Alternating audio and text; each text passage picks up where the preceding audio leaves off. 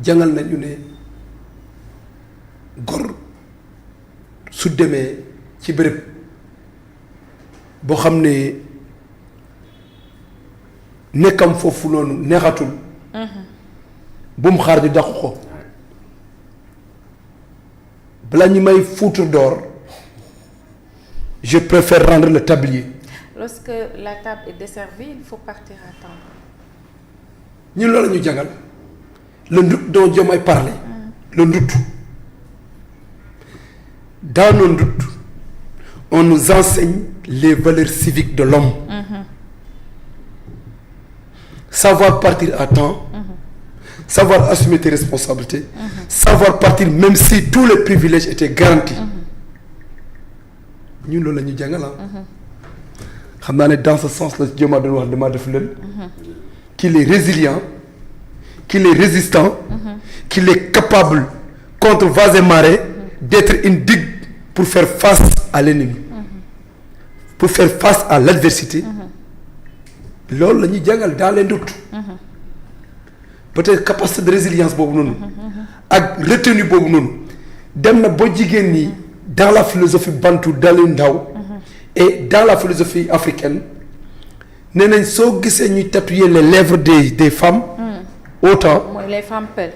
mooy ne c'était pas uniquement les femmes peules même les Sérères ils faisaient un tatouage autour des lèvres ça c'était un signe de courage d'accord d'endurance de retenue la femme doit suñ ko koy defal du jooy mooy ne waaw mi ngi muñ yow yay porter àdduna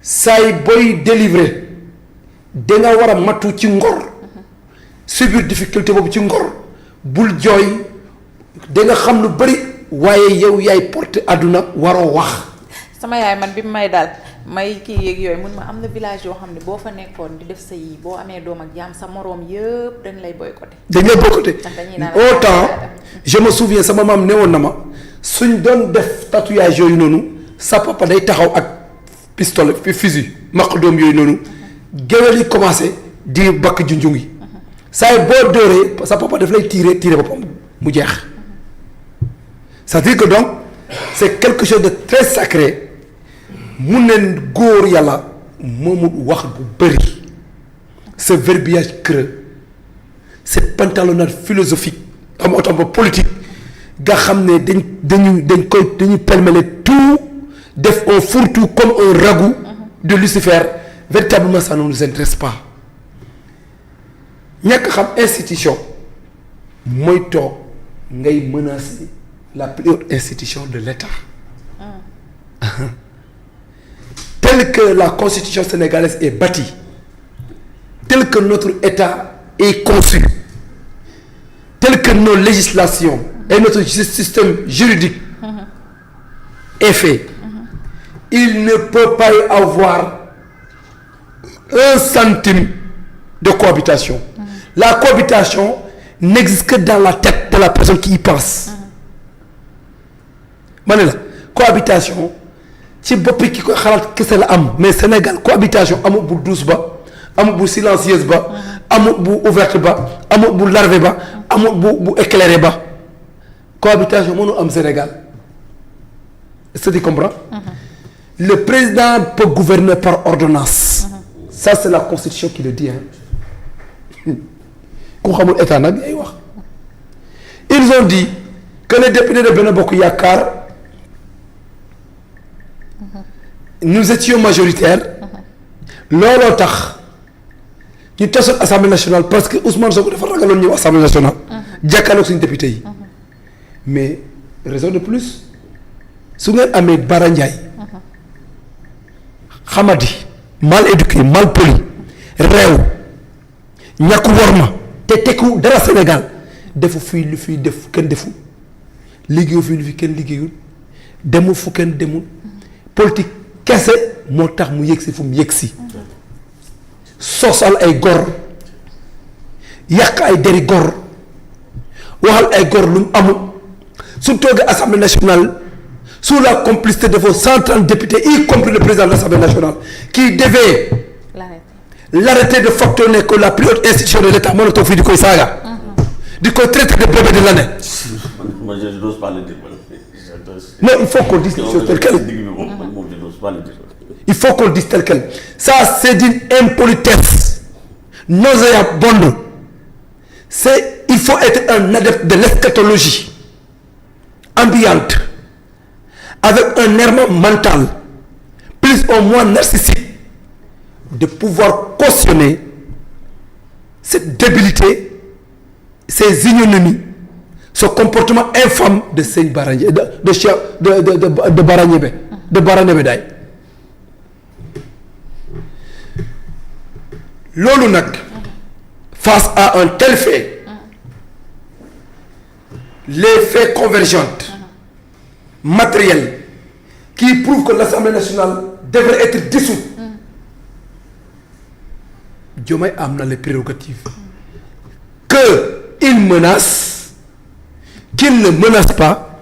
Diomaye mënuñ koo menacer même suñ dugalee à l'Assemblée nationale une loi boo xamante ne day wax ne Assemblée nationale kenn mënu ko dissoudre au cours des 5 ans, mais loi ba kan moo koy promulguer? C'est le président de la République. Si le président de la République ne promulgue pas la loi, le premier ministre mënu promulguer la loi. Même fekkee dañuy wax ne suñ dugalee loi ne Ousmane Sonko premier ministre moo war promulguer les lois, il faut que Diomaye d'abord promulguer ko mu dem conseil constitutionnel ñu nangu ko pour que mën a nekk.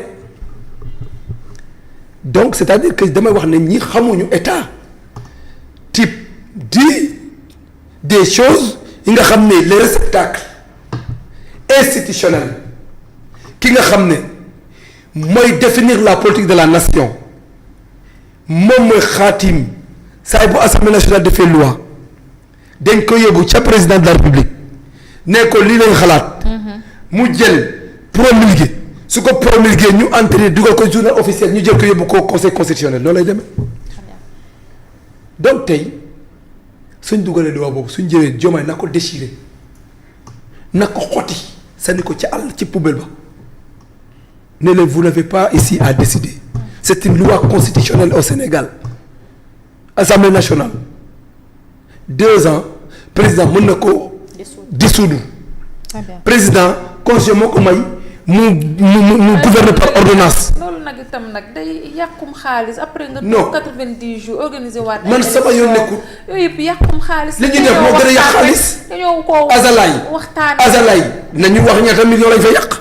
dañ leen ko may consommation ba dañ leen may restauration ba meeting ba ñaata millions lañ fa yàq. seen poche bopp la jet privé. bàyyi ma de bàyyi ma nag. am na ñoo xamante ne bu ñu nekk opposition ñoom nekku ñoon azalaay bu ñu nekk opposition mosu ñu dem azalaay donc am na yoo xamante ne xel moo koy maye fekkoon ne bu ñu dem opposition dañu dem ay azalaay di dem ay king fat di dem feneen ak feneen loolu je pourrais comprendre. Mais ce sont les positions qu'ils ont aujourd'hui qui les permettent de faire ce qu'ils font. D'accord. fu ñu jëlee xaalis sama yoon nekku ci je m'en tape là où vient cet argent mais li am mooy ne il faut qu'ils apprennent quand même à respecter la plus haute institution de la République. ñun man je suis un opposant juré, un opposant radical du duo Diomaye Sonko. bugguma leen soxlawuma leen mais mon devoir de comportement républicain me confère le privilège de défendre le Sénégal, de défendre la République du Sénégal et de défendre la fonction, la notion de président de la République du Sénégal. C'est pas Diomaye, c'est Sipra Diomaye. Parce que les hommes d'État passent, les institutions demeurent. C'est une institution. Il a yàlla dogal de. C'est une institution. Diomaye c'est une institution. ngeen koy bañ Diomaye la. ngeen koy bëgg Diomaye la te fii am na ñoo xamante duñ fi mos a falu nag ci urne. yàlla baax na. ku bëgg nag xootal nit ñi force nit ñi ne force dama nekk président de la République. da ngay naxal sa bopp. D'accord. Sénégal fii dafa am ay réalité très bien am na ñoo xam ne duñu mos a nekk président Sénégal. merci beaucoup Samba Bator fay naa la ma chérie fay naa la Lamine Sow génn ci man encore génn si man tàmbaleeti nga Bator fay naa la nuyoo bu baax di la kontaanee Baba noo jàngatee ndaje ma ca Azalaï ndogu li ñaari kàddu yi ci gën a fës nag mooy du démissionner ak beneen bi nga xam ne mooy ay menaces la daal di def président de la République si jamais il dissout l'Assemblée nationale. Bon, d'abord, toute transparence, je n'ai pas suivi, je n'ai pas regardé. J'ai juste lu les briefs sur. moom deful direct bi de dafa pare rek bindu ko huis clos la woon huis clos. Ah ok, alhamdulillah. Non, tout ça pour dire